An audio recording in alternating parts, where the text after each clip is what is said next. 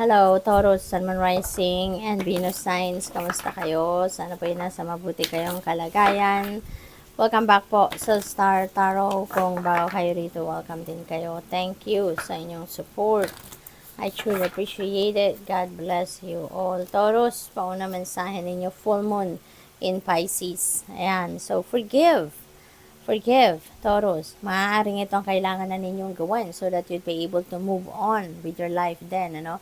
Baka kailangan na ninyong magpatawad, no? Buksan ninyo ang inyong puso at magpatawad na. Kasi yung pagpapatawad naman, hindi natin yan ginagawa para sa kanila, para sa mga taong nakasakit ng ating damdamin. But we are forgiving those people na nakapagdulot ng hindi magandang pakiramdam sa atin because we want to move on with our lives, diba? Ginagawa natin yon para sa sarili natin, para mabunutan na tayo ng tinik, mabunutan na tayo ng bigat sa dibdib. What else? We have first quarter moon in Scorpio. Release your blocks. Okay? Release your blocks. Tanggalin na yung mga blockages. No? Tanggalin na yung mga negative thinking, negative energy na binabalot ninyo sa sarili ninyo, mga procrastination, hesitation, mga ganon, sadness, no? Those are blockages, no? Kung ano man ang blockages ninyo dyan, ano, kung ano man ang mga negative energies na bumabalot sa sarili ninyo sa ngayon, release them. Let them go. Kasi, that could, stand as a barrier between you and your happiness, between you and your success, between you and your an abundance and prosperity, and all the good things, no, sa mundo. Kaya, tanggalin na as much as possible. Last quarter moon in Scorpio, and reveal what needs to be seen, Taurus. Okay, kung ano lang ang kailangan mong ipaalam sa kanila, yun lang ang sabihin mo. Yun lang ang ilabas mo, yun lang ang apikita mo, no? Learn to control, 'di ba? Learn to control the information na dapat mong ilabas, no? Kung hindi naman kailangan, hindi kasama dapat doon, ay di wag na, 'di ba? Keep it to yourself. Full moon in Aries, yan, may ending dito kasi full moon. So, merong mga magtatapos dito na ginagawa kayo or magtatapos na chapter sa buhay ninyo. When there is full moon, there is new moon, diba? Kasi kapag, yung full moon resonates with endings, no? It's about completion, accomplishments, achievements, yung ganon. So, maaaring meron kayong mga ganon sa ngayon, ano? Kaya, merong mga pagtatapos. So, pag may magtatapos, merong magsisimula. Diba, Taurus? So, cool your emotions, Taurus. Kasi baka ngayon, meron kayong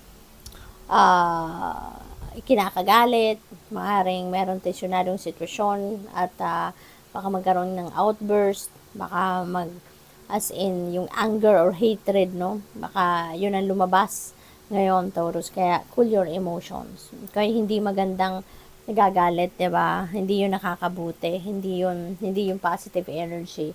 Kaya as much as possible, kalma, okay? Kalmahin ninyo ang inyong sarili. Take a breather. Ito ang kailangan ninyo. Cool your emotions and take a breather, all right? Ito, partner na partner 'yan. Kailangan ninyo na magpahinga kasi maaaring isa sa atensyon na nararamdaman ninyo, isa sa pagiging magagalitin, irritable na nararamdaman ninyo is because maybe there are imbalances, no, na nangyayari sa buhay ninyo. Maraming bagay sa buhay ninyo ang hindi ninyo nabibigyan ng panahon at atensyon, kaya nagiging tensyonado ang lahat, no? Kaya take a breather, okay? Magpahinga ka, mag-relax ka, step back a little from what is causing you stress at huminga ka. Okay? Kailangan ninyo yan. Baka pagod na kayo, no? Kaya nai-stress na kayo, so kailangan ninyo ng pahinga. Kailangan ninyong kalmahin ang inyong sarili, kalmahin ang senses ninyo. Okay? So, tignan natin kung ano pa ang ganap. Ano pa ang mga mensahe para kay Taurus sa ngayon? We have fearless expression. Ayan. So, maging matapang kayo. No? Maging matapang kayo. Hindi sa maging matapang sa mga tao, kundi maging matapang kayo sa pagharap sa hamon ng buhay. Huwag kayong, yung tawag dito, huwag kayong padadaig sa takot 'Diba? Instead, alisin ninyo ang takot at maging matatag, matibay ang dibdib na harapin ang kung ano man ang hamon ng buhay. We have choose who you are becoming. Ayan, it's your decision, no? Taurus, it's your decision kung anong path ang tatahakin ninyo, no? Maaaring meron kayong pinagdedesisyonan sa ngayon, which way I am heading, 'di ba? Should I go left? Should I go right?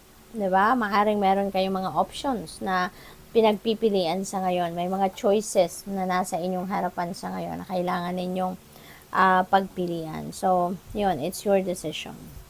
What else? We have cut the cords of doubt. Ayan, kasi ano ito that's negative energy. Yung pagdududa ninyo.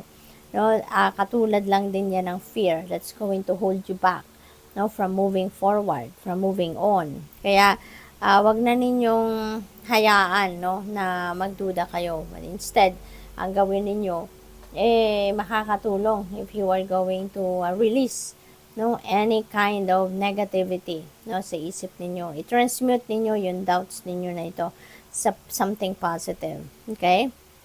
Para mas maging maganda ang kahihinatnan ng lahat ng kung ano man ang pinag-iisipan ninyo or kung ano man ang bagay na gusto ninyong gawin. Kasi kung meron kayong pagdududa, no, it will hold you back, no? Hindi kayo matutuloy, hindi ninyo magagawa kasi pinagdududahan ninyo, 'di ba?